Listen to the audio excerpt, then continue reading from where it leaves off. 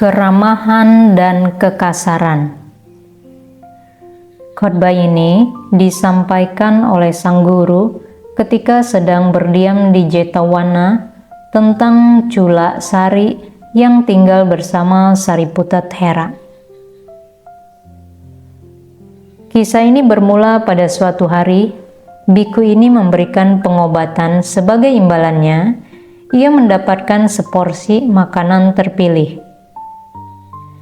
Ketika ia pergi keluar membawa makanannya ini, ia berjumpa dengan seorang biku Thera di jalan dan berkata kepadanya, "Bhante, ini sedikit makanan yang saya peroleh setelah memberikan pengobatan. Silakan ambil dan makanlah. Mulai saat ini, setiap kali saya menerima makanan seperti ini, setelah memberikan pengobatan, saya akan membawakannya untuk Anda."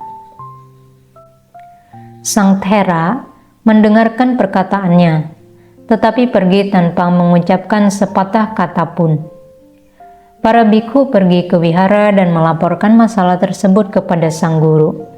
Sang guru berkata, "Para biku, ia yang tidak tahu malu dan tidak sopan, bagaikan seekor burung gagak. Ia yang melaksanakan 21 bentuk keburukan, seolah hidup dengan bahagia. Akan tetapi, ia yang memiliki rasa malu dan takut untuk berbuat jahat, seolah hidup dalam kesedihan." Setelah berkata demikian, beliau mengucapkan bait-bait berikut. "Mudah rasanya kehidupan orang yang tidak tahu malu. Mukanya tebal seperti seekor burung gagak, seorang penjilat, tidak beradab, tidak sopan, serakah. Susah rasanya kehidupan orang yang memiliki rasa malu, berbuat jahat, mengejar kesucian, terbebas dari kemelekatan, berpuas diri, sempurna dalam perilaku, dan berpandangan benar."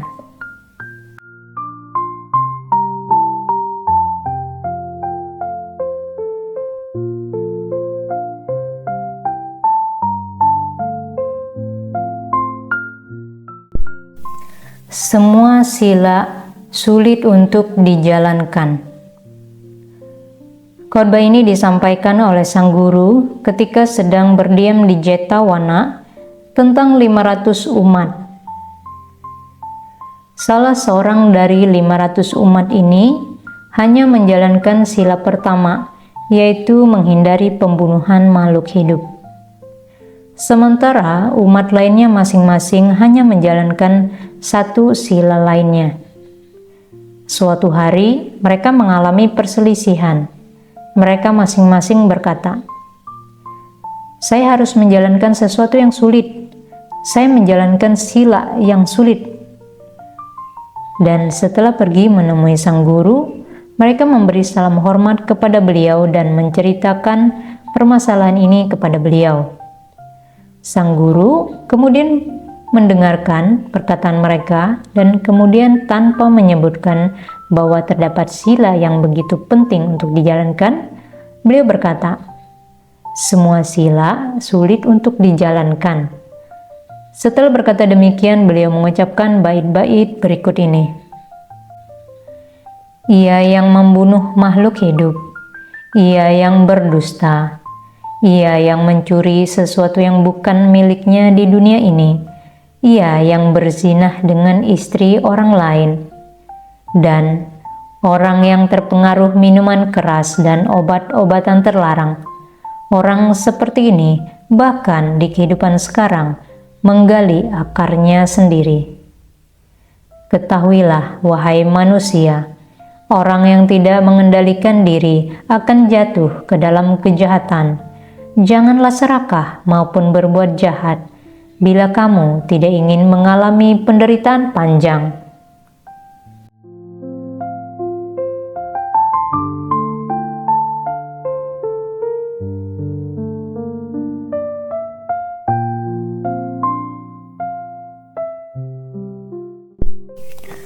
Samanera pencari kesalahan.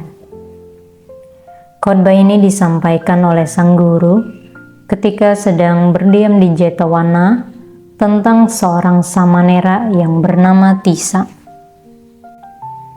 Dikatakan bahwa Samanera Tissa selalu pergi mencari kesalahan terhadap pemberian derma dari sang perumah tangga Anathapindika dan sang umat wanita Wisakha, dan bahkan terhadap 5 kor siswa agung. Ia juga mencari kesalahan terhadap pemberian derma yang tiada taranya. Setiap kali ia menerima makanan dingin di ruang makan mereka, ia selalu keberatan karena makanannya dingin. Setiap kali ia menerima makanan panas di ruang makan mereka, ia selalu keberatan karena makanannya panas. Setiap kali mereka hanya memberinya sedikit makanan, ia selalu menyalahkan mereka dengan berkata, "Mengapa mereka memberi sangat sedikit?" Dan setiap kali ia menerima makanan dingin di ruang makan mereka, ia selalu keberatan karena makanan yang berlimpah. Ia juga menyalahkan mereka dengan berkata, "Saya rasa mereka tidak memiliki tempat untuk menaruhnya di dalam rumah mereka, ataupun mereka seharusnya memberikan makanan secukupnya sesuai yang dibutuhkan oleh para biku untuk bertahan hidup. Beras dan nasi yang banyak ini pasti terbuang percuma."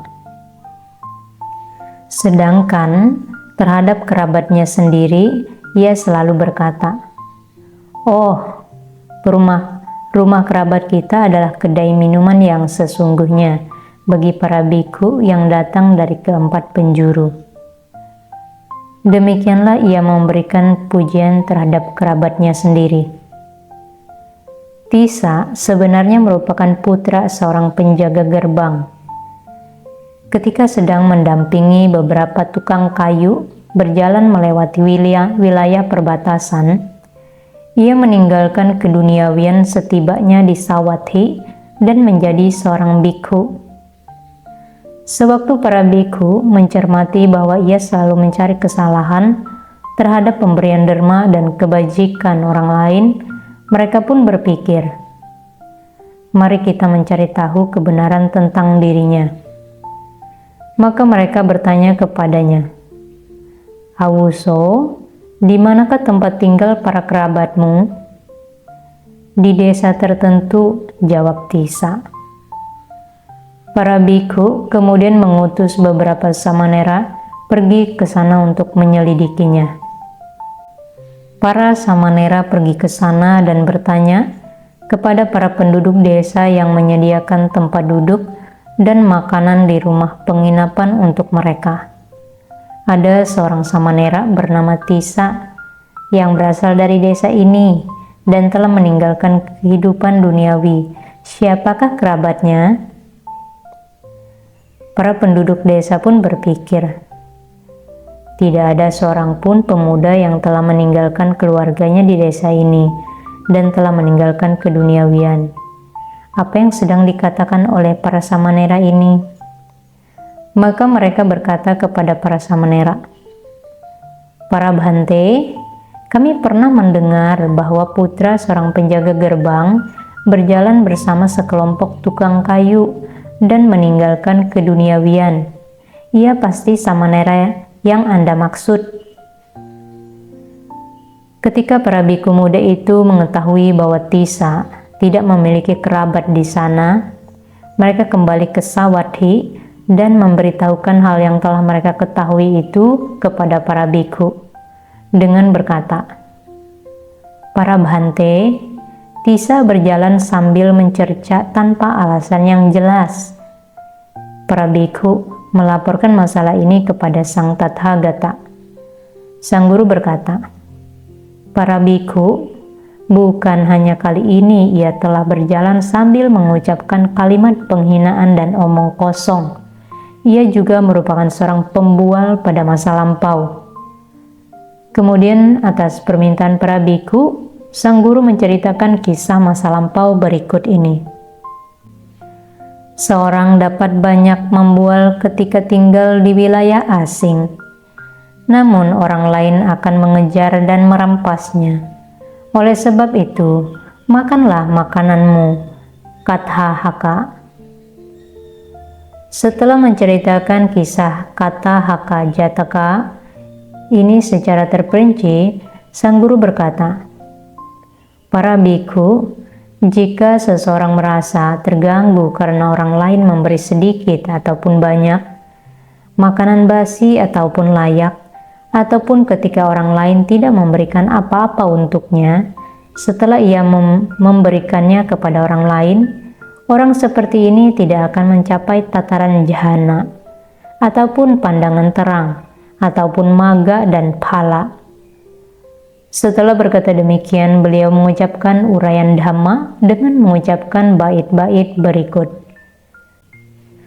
Orang-orang memberi berdasarkan keyakinan mereka, berdasarkan kesenangan mereka.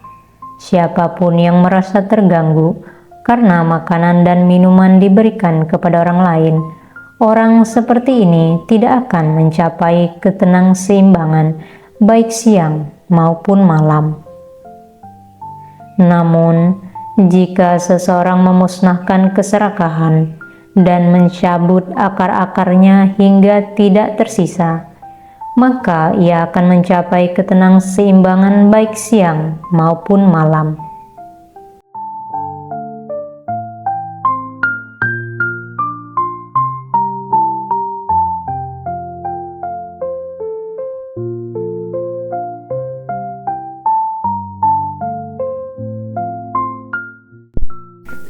Umat yang kurang peduli.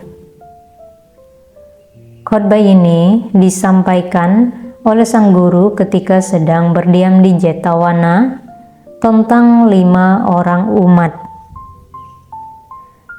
Kisah ini bermula dari kelima pemuda tersebut yang pergi ke wihara karena ingin mendengarkan Dhamma. Dan setelah memberi salam hormat kepada sang guru, duduk dengan penuh hormat di satu sisi.